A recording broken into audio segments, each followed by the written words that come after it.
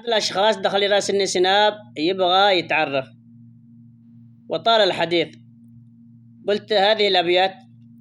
دخل يراسلني سناب بالذات،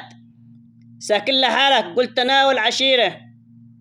يا صاحبي ما أنا في درب المذلات، وصحبة الغزلان هذه خطيرة، أنا أنصحك من دروب المتاهات،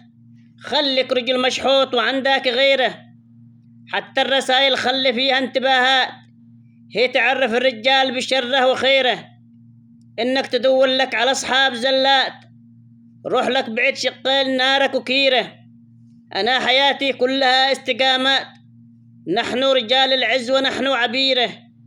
وإنك من أهل الذل وأهل المذلات، اترك أخوك يحيى ويكفيك خيره، ولو ما ترح لك من كلام السخافات، قسام بالله لفضحك في الجزيرة، قسام بالله لفضحك في الجزيرة. وسلامتكم.